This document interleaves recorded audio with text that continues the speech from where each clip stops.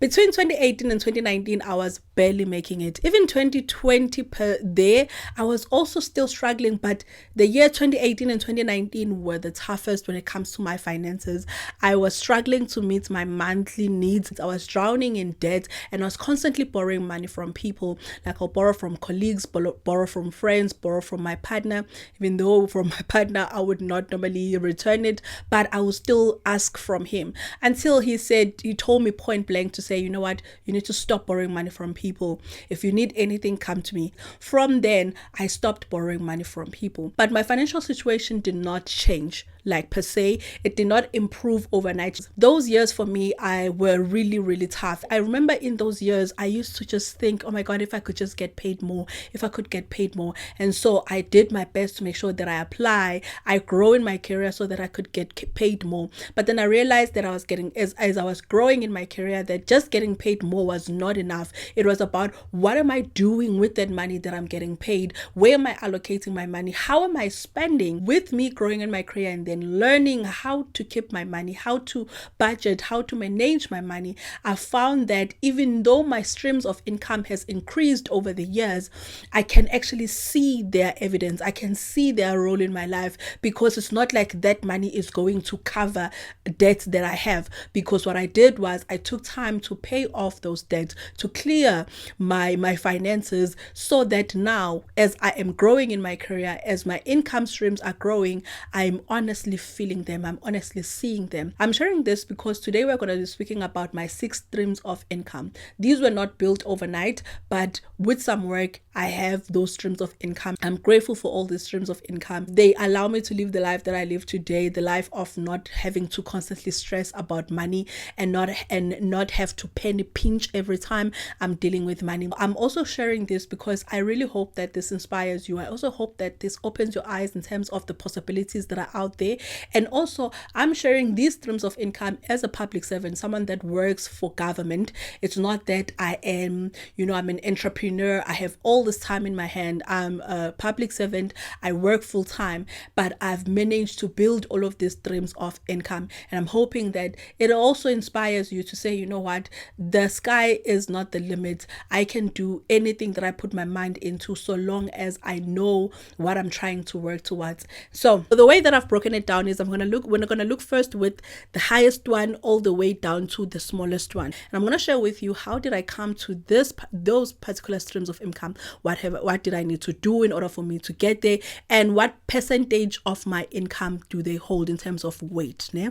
So obviously we're going to start first with the highest one, which is my job. For those who do not know, I hold a full-time job as an assistant director in the public sector. Now this is in level 10. Now for those who do not know, you can go on DPSA and look for level 10 level 10 positions. You'll realize that it's around 500 and something per annum. If you've been here for a while, you know that I don't feel comfortable sharing my income after deductions. How I got to even here is that I studied public administration, which means that I get to be employed in the public sector. After finishing my master's in administration, I went and I got my internship from 2016 to 2017. After that, I then applied for higher positions. Actually, I did not even wait. While I was doing my internships, I applied for higher positions and I got a senior administration clerk, which was in level 6 in the public sector as well. And I worked there for 18 months. And then I got a senior administration officer in the public sector as well. That one was in level 8. And then I stayed in that position for over 2 years because it was during the COVID-24. I then shifted and I got the current position that I'm in. So I'm trying to give you kind of a trajectory of my career growth over the years. And when I was struggling with my finances, I was still in level 6. Just after my internship, level 6, that's when I also got into a lot of debt. And when I got my level 8 position, what I then did was I paid off majority of my debt. And when I got this level 10 position as an assistant director, that's where I actually felt like I was enjoying my salary in terms of knowing that this is what is coming in, this is what I get to keep, and this is what gets to pay for my living expenses.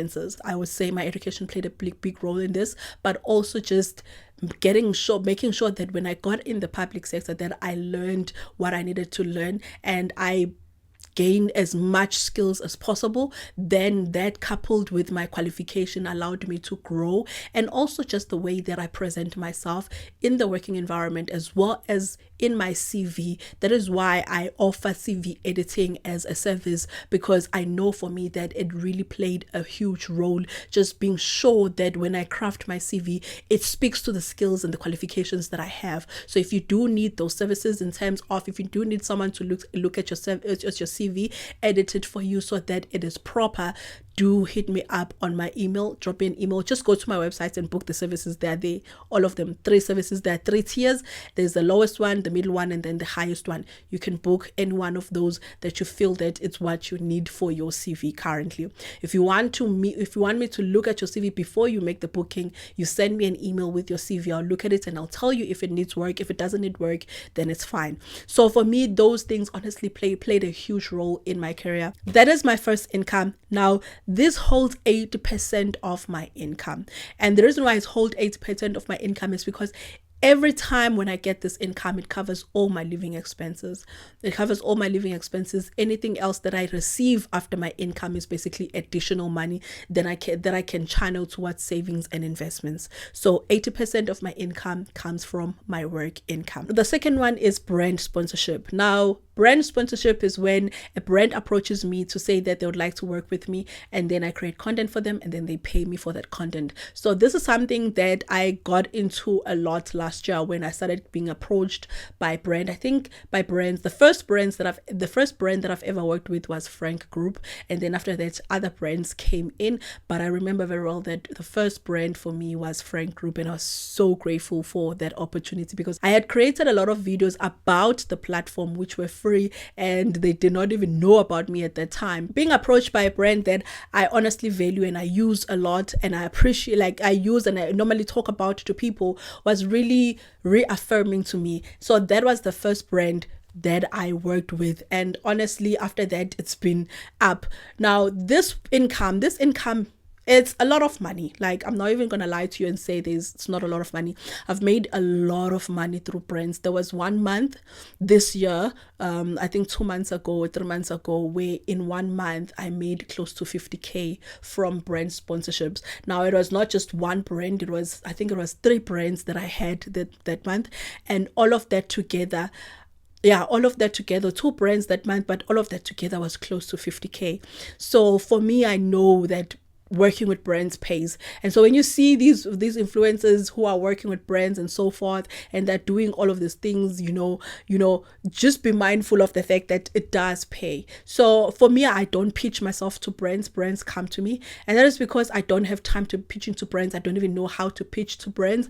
I just know that brands come to me, and then when they come to me, I share with them my rate card. My rate cards have changed over the years as I've grown in my content creation, but more than anything, what is most important here is that they come because they value my content. They come because they see something in me, which is something that I definitely just want to reaffirm, that if you're creating content, create valuable content and be yourself, because the brands will approach you because of that. So you want to make sure that when you're creating content, you're not just creating content, but you're creating content that is aligned to you as a brand, and the brands will be willing to pay for your brand to market their brand. So that is where I am when it comes to brand sponsorships.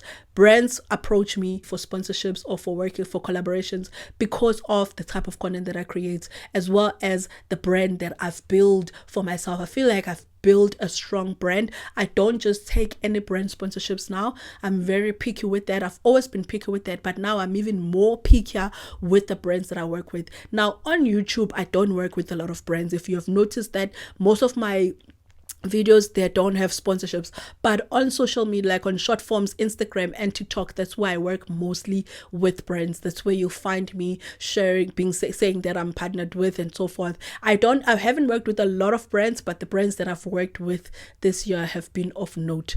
Good brands, good businesses, big businesses, and so I'm honestly grateful for that income. This income holds about 10%. Now this income, even though it's a lot when it's there, but when it's there, it's like silence.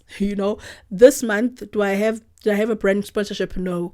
Like, there are months whereby you're not gonna have brand sponsorships, and then there are months where you will have brand sponsorships. And when they come, normally they come flooding. They come flooding, and I'm always grateful for those opportunities. It does come with a lot of anxiety, though, I'm not gonna lie, because working with brands is not easy. You do something and then they tell you that no, you need to redo this, you need to redo that. It's not an easy process, but after you're done and you have posted that video and you get paid, that's where the fun part is. So that's my second biggest source of income. And then my third source of income, which is about 4% of my income, is, I'm going to say, my business. My business, even though I would say that it is in seasons. There are seasons whereby my business brings in a lot of money, and there are seasons whereby it's normal, and then there are seasons whereby it's dry.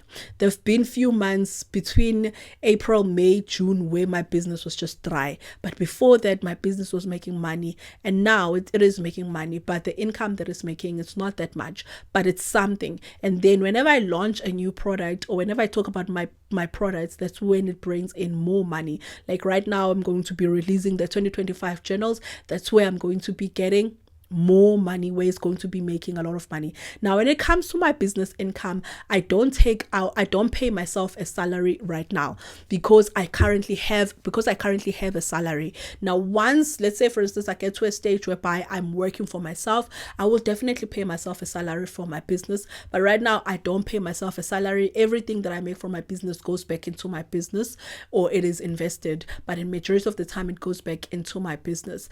And this, I count this as a source of income, even though it does not come to me, but it is my source of income that I've had to work on. Now, how did I come to this source of income? Now, I'm going to share with you the services that I have on my business. The first one is the mentorship and the clarity call. This is where I have a one-on-one with people that want help on their finances, want me to help them understand where's their money going, or figure out how to pay for their debt, or how to do certain things when it comes to their finance. But more than anything, it is always people that feel like, okay, they are not doing enough when it comes to their finances, or something is wrong and they just need assistance, another eye to look at their finances and help them navigate that part. So that is the first services those are the first service that I offer, which is a one-on-one. The second one is CV editing. Now, CV editing, I started doing this last year, and I edited a lot of CVs last year. March I stopped, but now I've brought it back because I feel like I'm good now to be able to take on that load. So I do offer CV editing. I've got 3 tiers on my website, where the first one is if you are applying for a specific position, that will be the first one. The second one is if your CV needs a lot of work but you're not applying for a specific position, so that is the second tier. And then the third tier is basically the basic one, where your CV does not need a lot of work, it just needs touches there and there. That is the lowest one. So those are the services that I offer when it comes to CV editing. Now, CV editing is basically where you send me your CV, I look at it, I work on it, I send it back to you edited, everything done. In most cases, it is ready for you to just apply. But I would say make sure that every time you're applying, you're tailor making it to the post that you're applying for. Just needs tweaks there and there. You don't need to revamp your whole CV every time you're applying, but tweaks there and there just to make sure that it is highlighting what that post needs. And in most time, what I do is I focus on the skills that position needs, and then I will then put those skills into my CV and talk briefly about how is it that I've been able to build on those skills on my CV. So that will be under the skills section. And then now I've also introduced the professional statements, even though I know that in government they don't normally read those, but I feel like it just gives my CV an oomph even more, because it summarizes everything that you'll find in my CV. So in my professional statements, that's also when I would align it to the position that I'm applying for. So that is basically what I do. If you need those type of services, my website is always linked on the description down below. You can just book those services, send me your CV, I will edit it, send it back to you. So that is the second one. And then the third one is my product. So the first one is my journal. As you know, I've got the Everycent Financial Journal, but this one is only sold at a certain time of the year. After that, it is done. And then I also have digital products. So I've got budgeting sheets. I've got digital product. I've got what else do I have? I've got cash stuffing products. I also have other things on my website. So I've got a lot of things on my website, but I sell those things randomly. Once in a while I'll get sale, it's not every day that I'll get a sale of those things, but randomly once in a while someone will buy something. Someone will buy a CV writing guide, someone will buy the budgeting templates, so that does help in terms of covering my business expenses and also just bringing in income in a month. We've spoken about my work, we spoke about brand sponsorships, and then we spoke about business. Now let's go to affiliate. Affiliate is a fourth stream of income that I've recently introduced into my streams of income. This is something that is new, something that did not exist before, something that I actually did not even think that will ever exist for me in the South African market. This is very popular with European and American content creators because Amazon and other businesses, they offer this. And I was looking at the services at the not ManyChats. I was looking at Flowdesk. I use Flowdesk for my email, and it is so perfect when it comes to sending out emails to my clients, my email list, because I've built an email list of over 1.3. Actually, I think now with other emails altogether, it's about 1.5 emails that I have. That's the terms of an email list.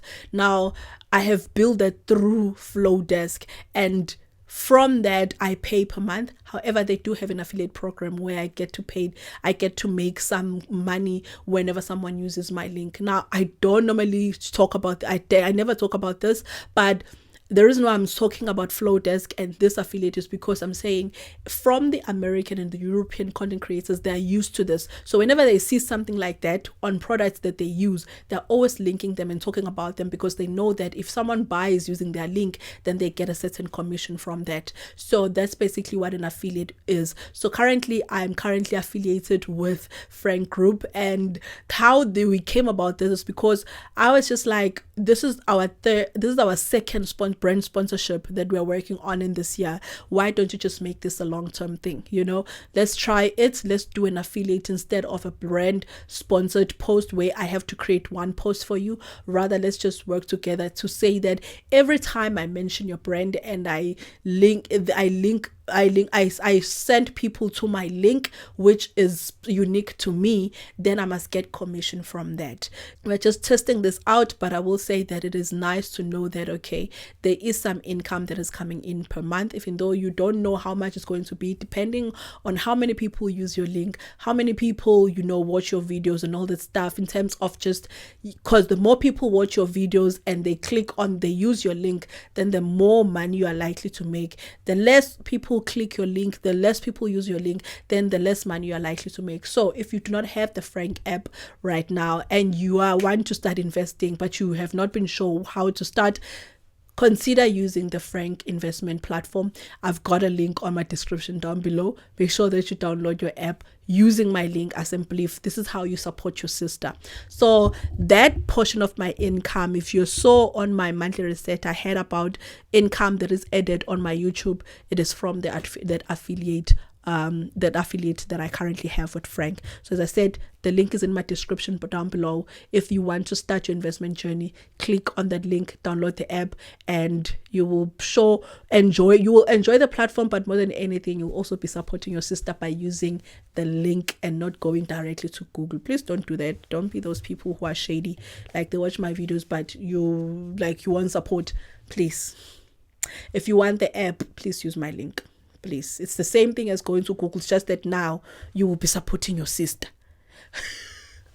Okay, so that holds about 4% of my income, ne?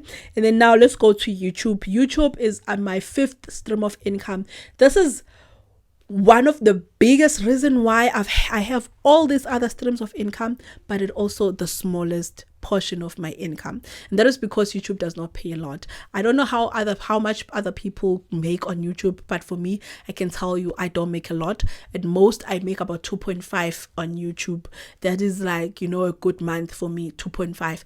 I've made about 4,000, but that was once. But after that, it's just been 2 point something, So it's not money that I can say, yeah, it's good income, but it's income. It's something, it's something. So I started my YouTube channel a while ago, and I've built it to over 25,000 subscribers, and we're growing. But more than anything, from those subscribers, from you guys watching my videos and then watching my ads, taking the time to engage, it is also boosting the performance of the video. And when the video is performing more, then it means that more people are watching the video, and the more people that are watching the video, the more ads that people get to watch, even if they don't watch all of them. But for the fact that the video gets 30,000 views, that increases your earnings on YouTube. So don't take it lightly that for you will watch the video up until the end. When you do that and you press that like, you are signaling to YouTube that people are interested in this. So what I'm asking is that when you're watching my videos, you can just let it play in the background. Let's say, for instance, you're cleaning or doing whatever, let it play on the background up until the end, and then you don't have to worry about sitting through it, especially if you know that, okay, I know this, I don't need to sit through this. But if you want to support, just let it play on the background, and then that way it boosts my views, and the more views that are posted, then it is then shown to more people. Then that way I get more, my income is likely to go up. So you don't have to sit and watch all the ads. You honestly don't have to, because as I said, the more views, the better. The lesser views, not good. But I'm not gonna say, yo, please watch my ads every time, guys. I'm sorry, I'm just not. And I do appreciate everyone that actually takes time to watch the ads. I do appreciate it, but I'm not gonna ask for that, because actually Google rules are against that. You're not supposed to be asking people to watch your ads. It's against Google rules. I read that a while ago when I first opened my Google AdSense, when I first had my website. It say that it's against Google rules to tell people to watch the ads. That is why I don't tell people to do that. So if you do feel the urge that you want to maybe share on the comment section to say, people, please watch the ads, yes, I do appreciate that, but I can't come on the videos and actually say that myself. Because of the rules, some people, I'm not sure if they read the rules, but when I read the rules that time, it sticked on my mind that you do not tell people to watch nor click on the ads that are shown in the videos or anywhere where there is Google involved. There's Google involved. So, but you taking the time to just watch the video from beginning until the end is really amazing. I truly appreciate it. And actually watching those ads all the way until the end, oh my god, you are a star. You are truly appreciated. So that is my 5th stream of income. Now this is about 1% of my income, because as I said, it's not a lot of money that I make from this, but from this money I'm able to save, I'm able to bump up my savings, I'm able to bump up my investments. So I do feel it in my sources of income. I do appreciate it. And on the months where it is slightly more, like about 4,000, it honestly does go a long way. I don't know how people get making over 10k on YouTube. I've never even gotten close to that, I don't know how it will feel, but honestly I would appreciate getting to that one day, but I don't see that happening anytime soon, because it seems like you just need to have more views for you to make that much money. You don't need a lot of subscribers to make a lot of money on YouTube. So don't be fooled to think that if you have about 1,000 subscribers or 2,000 subscribers, then you won't make the most money. You will make some money, but what you want to prioritize is the views. So meaning that when you post your video, you want people to watch it. You want people to watch at least 80% of your video, and the more people watch your 80% of your video, the more YouTube pushes it to more people to come and watch it, and that gives you more views. And because of more views, that means more people that get to watch the ads. They don't need to watch the ads from beginning till the end, but that first portion of those ads that are being shown, it does count. So people that get like 100,000 views, 200,000 views, 50,000 views, I feel like they do make slightly more money than some of us who get about 5,000 views or 4,000 views. And my last stream of income is dividends. Now, this is through my investments. When I started investing, it wasn't that I wanted to make money through dividends. I was just investing on assets that I felt like, okay, this is what I want to invest on. My strategy was not very clear, but I realized that I'm getting like